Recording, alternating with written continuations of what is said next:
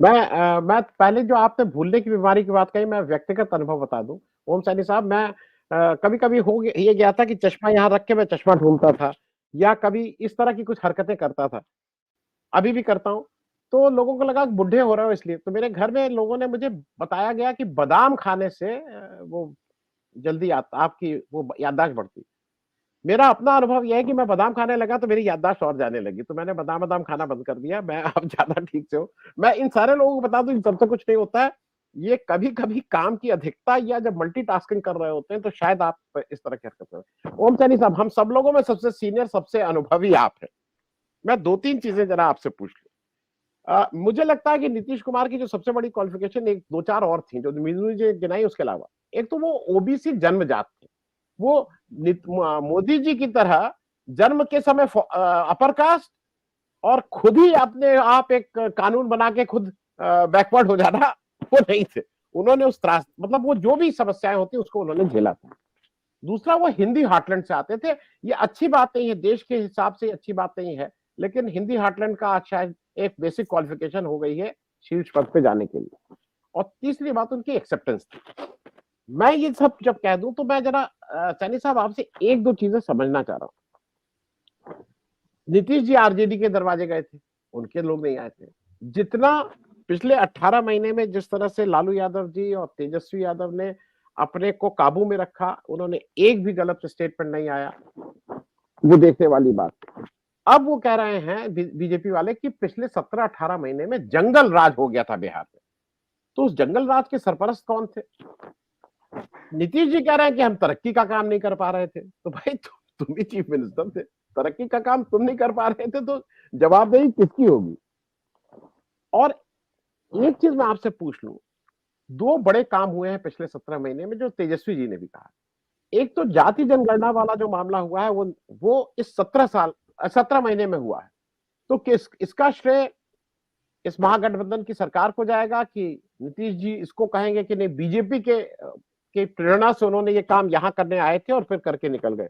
और दूसरा, 3.25 लाख नौकरी पिछले 17 महीने में बिहार में दी गई युवाओं को। उत्तर प्रदेश के लोग तक जाके बिहार में नौकरी कर रहे हैं। अब इसका श्रेय उस उनको काम नहीं करने दिया जा रहा था, जंगल राज था, ये उसको दिया जाएगा? मैं थोड़ा इसको, क्योंकि ये भी लोगों को समझना चाहिए। ओम सैनी साहब, ओवरऑल पर्सपेक्टिव, ये हुआ क्या? आनंद जी, कुल मिलाकर के भारतीय राजनीति में पॉलिटिकल मॉरलिटी का जो सत्यानाश हो रहा है, इसकी चर्चा मीनू जी ने भी की। और वो जिस तरीके से लोग उसको बर्दाश्त करते चले जा रहे हैं।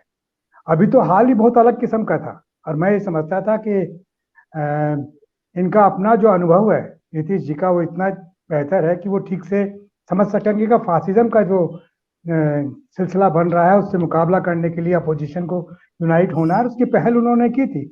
और मैं, देखिए, मैं समाजवादियों के विचलन होने को खूब महसूस करता रहा हूं अपने पूरे जीवन में।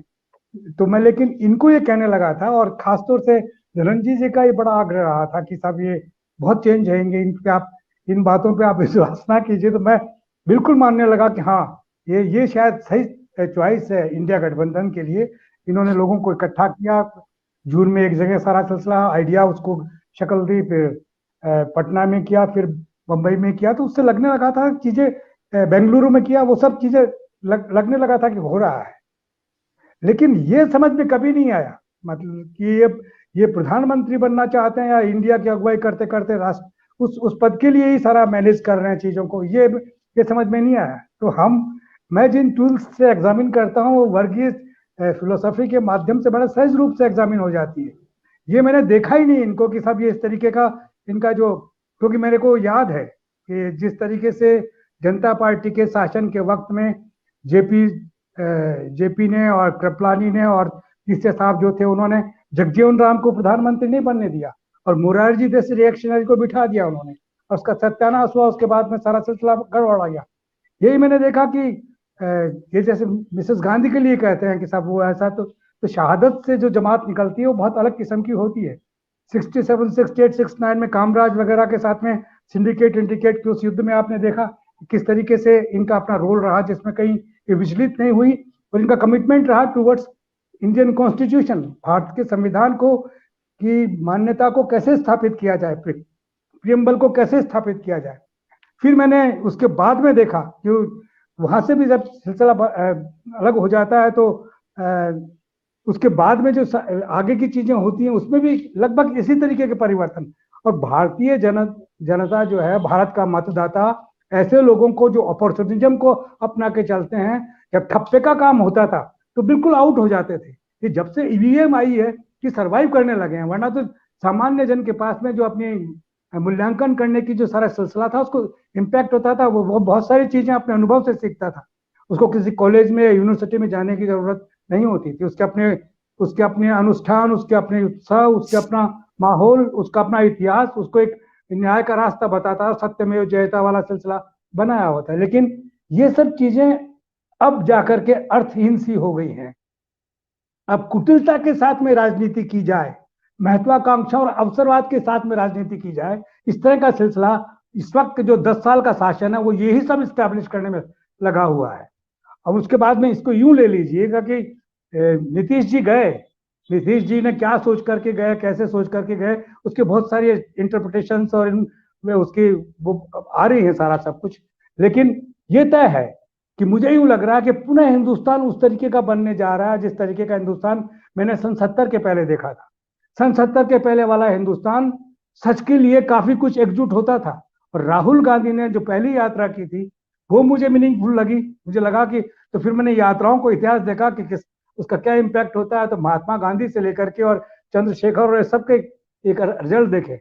उसी तरीके से फिर ये जो अभी लग रहा है, जो मणिपुर से स्टार्ट हुआ और उसके साथ में जो रेजिस्टेंस इन्होंने आर्टिफिशियली क्रिएट करने की कोशिश की, जो हो नहीं सका, और वो जिस तरीके से आगे बढ़ रहा है, और राहुल गांधी जिस तरीके से नपे तुले और बड़े विनम्रता के साथ में मोहब्बत की दुकान को आगे बढ़ाने की जो बात कर रहे हैं उसका निश्चित इम्पैक्ट है। और ये हिंदी बेल्ट में अगर ये घूम गया, ये घूमने के साथ में लोग स्वतः ही तय करेंगे। क्योंकि एक को तो मोदी जी की कृपा से एक संप्रदाय तो पूरी तरीके से अब इस इंडिया गठबंधन के साथ में है, वो बाहर निकल नहीं सकता है। और उसके बाद में नीतीश जी ने जो काम किया, ओबीसी का जो फॉर्मेशन बताया यहाँ पर बिहार की जनगणना के माध्यम से, ये मेरे समझ में भी नहीं आया कि जब ये सब बताया और उसके बाद में चले गए भारतीय जनता पार्टी के इस एनडीए के अंदर, ये क्या हुआ है। एक बेहतरीन सूत्र उन्होंने निकाल करके दिया कि इस तरीके से पूरे उत्तरी भारत में कैसे स्थापित हुआ जा सकता है। वो सूत्र इंडिया गठबंधन को दे गए और खुद उधर जाकर के कि सब काम नहीं करने दे रहे इसलिए हो रहे हैं। और छोटी सी महत्वाकांक्षा, मैं ये मानता था कि इतिहास ये बताता है कि जो लोग बड़े काम के लिए निकलते हैं वो ये नहीं देखते कि मेरे साथ में मुझे कितना समर्थन मिल रहा है नहीं मिल रहा है। मैंने इसमें सोवियत संघ के इतिहास में लेनिन को देखा है कि वो जब आगे निकलता था, आगे निकलने से पहले बहुत डिस्कस करता था।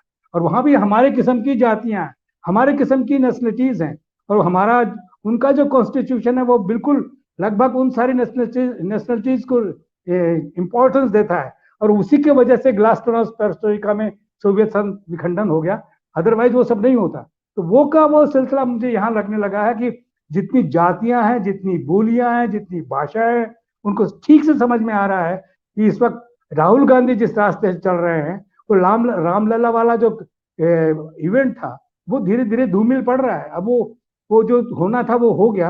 अब बाकी सहज रूप से वापस रोटी याद आने लगी है, रोजगार याद आने लगा है, महंगाई दिखने लगी है, तकलीफ दिखने लगी है, नीतीश जी की चाल दिख रही है। ये सारा इसलिए चाल कह रहे हैं लोग ना, क्योंकि ये क्या किया, आपको हर तरीके से स्वीकार कर रहे थे, फिर आपको जाने की क्या जरूरत थी, और आपको तत्काल कन्वीनर बनने की क्या जरूरत थी, अपने आप बना देते। आप लोगों में दम होता तो अपने आप आपको उस हैसियत में ला सकते थे। तो वो सब चीजें ना हुई, और उसके साथ साथ में ये चीजें आई सामने कि सब उनको इसलिए वो नाराज हो गए, इसलिए वो अलग हो गए। केजरीवाल और ममता ने, और उसने क्या कह दिया, खड़गे साहब ने क्या कह दिया, या राहुल गांधी ने क्या कह दिया, ये सब बातें तो थी नहीं। सीधी सीधी बात थी कि पहले हमें फासिज्म से मुकाबला करना है। यही लोग बोल रहे थे ना, इंडिया गठबंधन से पहले यही लोग कह रहे थे। जब मुकाबला करना है तो फिर ये क्यों देख रहे हो कि मेरी हैसियत क्या रहेगी। मुकाबला कीजिए, आपको जो कुछ पोजीशन मिल रही है उसी में मुकाबला कीजिए। उसका करने से नहीं मैं तभी तलवार चलाऊंगा जब आप मुझे कह देंगे कि शासन मैं करूंगा। ये तो बड़ा बड़ा अपॉर्चुनिज्म है और बहुत ज्यादा लालच है, ग्रीड की राजनीति। मुझे नहीं समझ में आता कि लोहिया के साथ में जो लोग रहे हैं, लोहिया से जिन लोगों ने सीखा है किशन पटनायक से जिन लोगों ने सीखा है, समाजवादियों की कुछ विचारधारा अगर सोशलिस्ट पार्टी में या समाजवादी प्रजा समाजवादी सोशलिस्ट पार्टी में रह करके कुछ जाना है तो ये तो नहीं हो सकता। लेकिन ये अगर हुआ है, ऐसा ही था, तो सचमुच में इस दाग को ये कभी धो नहीं पाएंगे। इनको ये मतलब लोगों की निगाह में जो इनकी शक्ल बन गई है वो बहुत दुख देगी, वरना तो इन्होंने जो कंट्रीब्यूशन किया है सब जानेंगे, सब कहेंगे कि इंडिया गठबंधन की बुनियाद किसने रखी, नीतीश जी ने रखी, और नीतीश जी के साथ में इन सारी पार्टीज ने सहयोग किया। लेकिन टूटा कैसे, ये क्यों, कैसे चले अलग, जाके कैसे चले गए, अलग जाने के बाद भी उनका क्या हुआ, तो इतिहास में चीजें बहुत सी होती हैं और गौण हो जाती हैं। तो मुझे भी ऐसा ही लग रहा है कि नीतीश जी का ये करतब जो है उनको काफी तकलीफ देगा, और इतिहास में जो हैसियत उनकी बनी है, जो थी, जो शायद कैसे वो उसको मेंटेन कर पाएंगे, कैसे उसको वापस हासिल कर पाएंगे, ये मेरे समझ में नहीं आ रहा। जी।